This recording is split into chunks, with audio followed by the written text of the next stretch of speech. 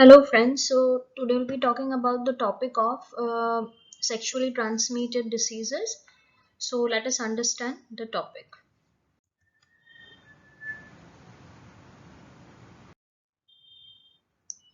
Now first of all, let us see what is meant by STDs.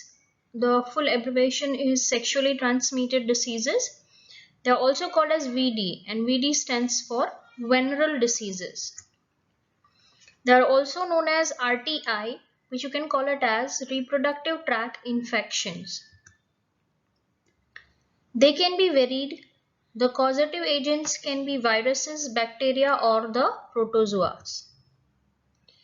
They play a major threat to society because their prevention and early detection is must. That is why only it is considered under the RCH program run by the government, because it can cause a major disturbance to the society. So it is necessary that it should be prevented and early diagnosed, because it spreads by the what you can say intercourse or coitus. Particularly if you talk about the age group, so which age group is highly affected by this kind of diseases is 15 to 24 age group. Further, if you talk about some examples of viral diseases are AIDS, hepatitis, genital herpes, and genital warts. Bacterial disease examples are gonorrhea, syphilis, chlamydia. Protozoal are trichomoniasis. Now, among all this disease, you have to remember the names of viral diseases, bacterial and protozoal, which can be important for MCQ point of view. Now, this is an important line that every diseases, whether it is viral, bacterial or protozoal, it can be prevented. So prevention is possible for all, but some are incurable. So there is a difference between prevention. Prevention is like पहले से ही ना होने देना, and cure होना मतलब होके फिर cure हो सकती है क्या. तो कुछ डिसीजेस है वो इनक्योरेबल है, पर्टिकुलरली वायरसेस की जो डिसीजेस है जैसे कि एड्स, हेपेटाइटिस, जेनेटाइल हर्पिस, जेनेटाइल वॉर्ट्स, ये इनक्योरेबल है. और क्योरेबल जो है वो है गोनोरिया, सिफिलिस एंड ट्राइकोमोनियासिस. तो इन शॉर्ट आपको रिमेंबर याद रखना है कि इनक्योरेबल जो है वो वायरल डिजीज सारी ही इनक्योरेबल है, और जो क्योरेबल है वो बैक्टीरियल और प्रोटोजुअल है. फर्दर अगर हम बात करें तो ये कैसे स्प्रेड होती है. It spreads by sexual intercourse with the infected person, sharing needles surgical of infected persons, blood transfusion या फिर ऑर्गन डोनेशन अगर होता है इन्फेक्टेड पर्सन का तो भी ये हो सकती है. कोजेनाइटल, कोजेनाइटल का मतलब होता है अगर मदर से फीटस तक जाए. हो सकता है वो अगर मदर प्रेग्नेंट है तभी जाए, या तो फिर हम कह सकते हैं कि बच्चा मदर मिल्क फीड कर रहा है, मदर पे डिपेंडेंट है फूड न्यूट्रिशन के लिए, तो उस टाइम पे भी वो फीटस को हो सकती है, और उस कंडीशन में हम ऐसी डिसीज को कहेंगे कोजेनाइटल. सिम्टम्स इसके हो सकते हैं इचिंग, फ्लूइड डिस्चार्ज होना जेनेटाइल एरिया से, एनस से, थोड़ा बहुत पेन होना, कभी कभी extreme pain is also possible, swellings that is inflammation. Female और male can be asymptomatic. Remember, इसमें यहाँ पे आप मेल भी लिख सकते हो कि जरूरी नहीं है कि सिम्टम्स आए ही. और ऐसे जो एसिम्टोमेटिक्स होते हैं वो कैरियर तरीके एक्ट करते हैं, जो ज्यादा ड्रेडफुल होते हैं, बिकॉज उनको खुद को नहीं पता कि वो डिसीज उनके अंदर है. Rashes on the genital area, मतलब जो जैसे कि मॉन्ट्यूबिस है फीमेल के अंदर वगैरह, हम बात कर सकते हैं जो भी एक्सटर्नल जेनेटेलिया जो एरिया होता है वहां पे, फिर मेल के अंदर पेनिस एरिया में रैशेज होना. फ्लूइड फिल ब्लिस्टर्स, जिसे हम कहते हैं कि छोटी छोटी फुलियों के जैसा होना और उसके अंदर पानी भर जाना, so that is what you call it as fluid fill blisters. Fever and weakness. Now अगर ये डिटेक्ट नहीं होता, इसलिए हम कहते हैं इसे अर्ली ट्रीट करना चाहिए, तो कॉम्प्लिकेशंस आ सकते हैं. अगर डिटेक्ट नहीं हुआ या ट्रीट नहीं हुआ तो देयर कैन बी कॉम्प्लिकेशंस. और फर्स्ट कॉम्प्लिकेशन है pelvic inflammatory diseases. Pelvic area में इन्फ्लेमेशन आना, स्वेलिंग आना। Second is still birth. Still birth का मतलब होता है डिलीवरी के टाइम पे बेबी की डेथ होना या बेबी को खो देना उसकी डेथ होने की वजह से, that is what you call it as still birth. Abortion, abortion और स्टिल बर्थ में फर्क है। अबॉर्शन मतलब induced surgical termination of pregnancy, जिसमें सर्जरी से बच्चे को गिराया जाता है। एक्टोपिक प्रेगनेंसीज, एम्ब्रियो इम्प्लांटेशन कहीं पे भी हो सकता है लेकिन यूटेरस में नहीं। ये भी इसका एक रीजन हो सकता है कि भाई यूटेरस में इन्फेक्शन है तो हो सकता है एम्ब्रियो का इम्प्लांटेशन कहीं फेलोपियन ट्यूब में हो गया या फिर ओवरी इटसेल्फ में हो गया, तो ये सब कॉम्प्लिकेशंस आ सकते हैं। अगर एक्सट्रीम लेवल पे पहुंच जाए कोई भी डिसीज तो वो इनफर्टिलिटी भी कर सकता है, और या तो फिर cancer of reproductive tract which can be dreadful, fatal as well as, हम कह सकते हैं कि वो लाइफ थ्रेटनिंग हो सकता है। Of course wherever we go it is like prevention is always better than a cure. So how can one prevent? Avoid sex with multiple partners, that is to avoid polygamy, like do not have many partners.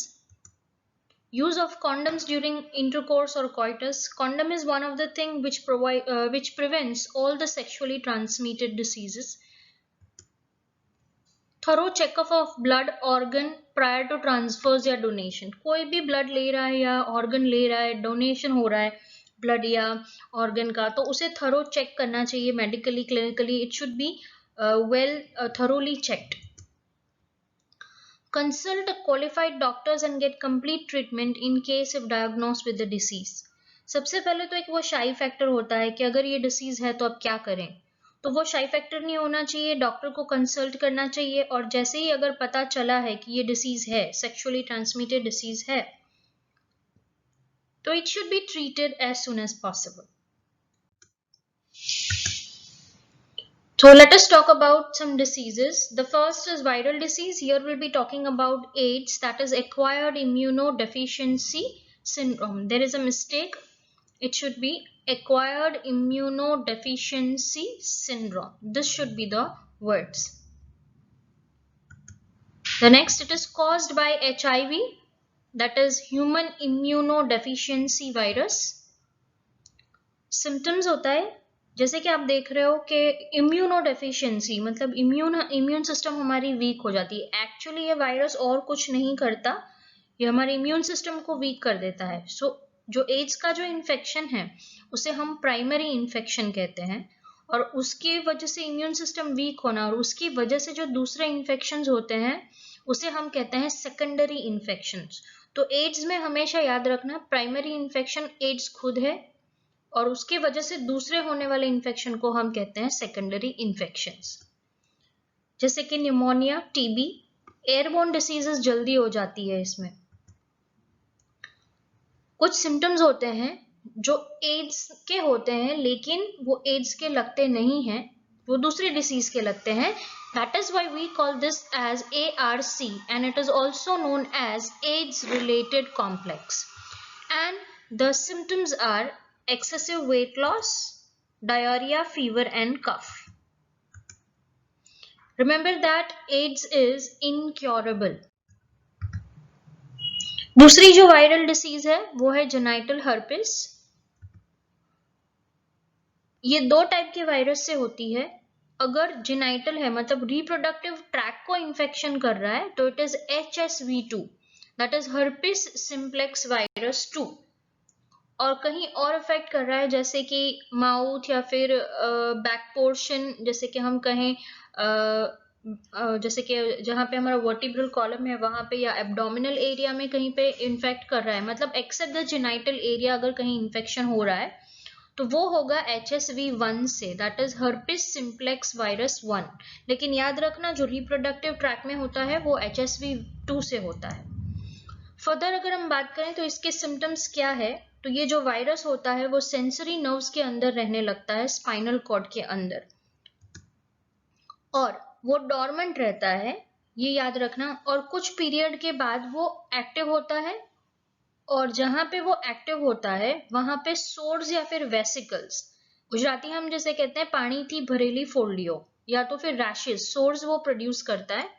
छोटे छोटे tiny ulcers जैसे हो जाते हैं, जैसे कि जब हमें ठंड की वजह से जो छोटी छोटी फुल्ली निकलती है वैसे दिखता है ये।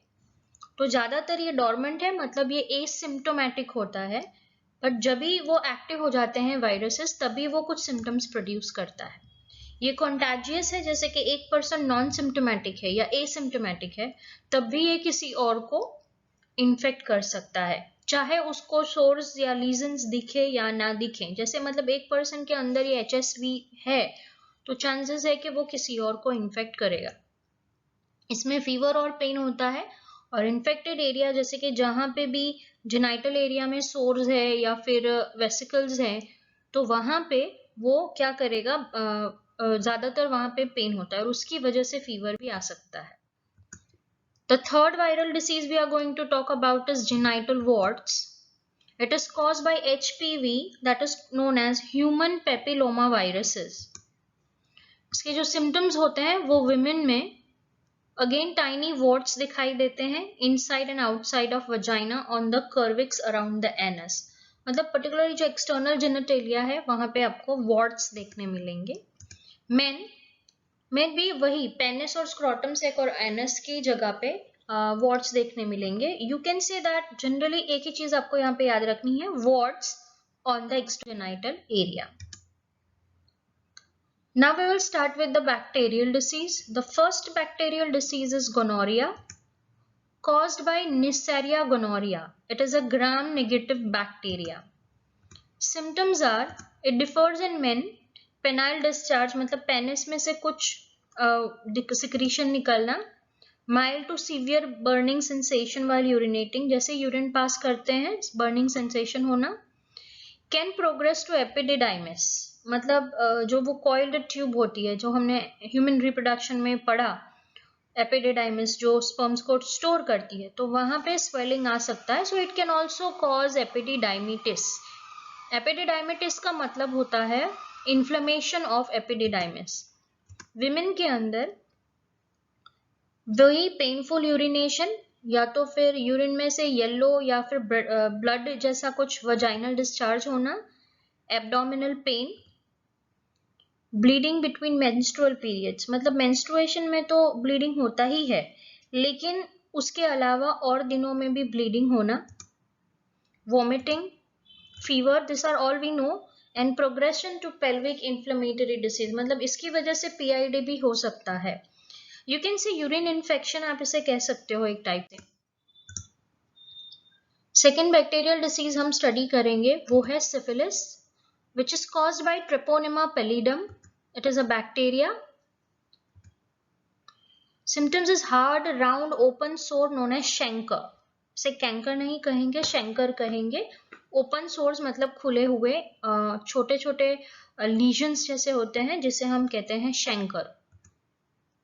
सोर्स इन द जेनाइटल और एरिया और एनस, मतलब ये कॉमन सिम्टम रहेगा कि जेनाइटल एरिया में सोर्स होना, वॉर्ट्स होना या फिर ब्लिस्टर्स होना, ये हर एक सेक्सुअली ट्रांसमिटेड डिसीज का सिम्टम हो सकता है।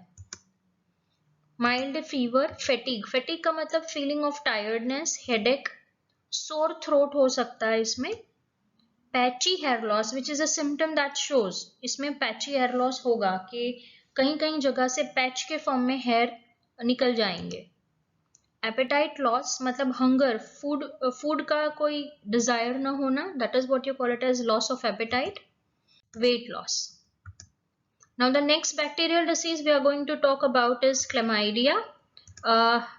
Will be telling it is caused by the chlamydia bacteria itself. I've missed writing over here, so it is caused by Chlamydia bacteria. The symptoms in women is abdominal vaginal discharge, vaginal discharge होता है इसमें से, mild pain while urinating, जबकि gonorrhea में extreme pain होता है। Again it can cause pelvic inflammatory diseases.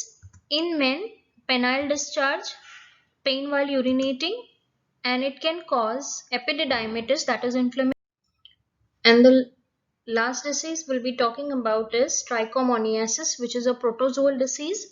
और इस protozoal disease में it is caused by the Trichomoniasis vaginalis, इसके जो सिम्टम्स है विमेन के अंदर, फाउल स्मेलिंग वजाइनल डिस्चार्ज, सो वजाइना में से कुछ डिस्चार्ज होता है जो फाउल स्मेलिंग ऑड स्मेलिंग होता है. Genital itching, the external genitalia may face itching sensation. Painful urination. Complications that includes the risk of premature delivery for a pregnant woman. अगर pregnant woman को trichomoniasis है तो हो सकता है उसे premature delivery हो जाए. नेक्स्ट, मेन में कोई सिम्टम्स नहीं है. ओके, अगर हम देखें तो सभी डिसीज में कॉमन सिम्टम्स कुछ है, जैसे कि pain while urinating, genital warts वगैरह वगैरह, राइट. लेकिन इतना याद रखना, अगर कोई भी डिसीजेज ज़्यादा बढ़ जाती है और अगर फीमेल प्रेग्नेंट है तो वो उससे स्टिल बर्थ या फिर जो हमने कॉम्प्लिकेशंस में देखा कि प्री मेच्योर डिलीवरी वगैरह हो सकता है. So it is necessary to treat the sexually transmitted diseases as early as possible. So this was all about today's lecture. इसमें सिर्फ एक बात खास याद रखना, chlamydiasis is caused by the chlamydia bacteria. That was all about today lecture. Thank you.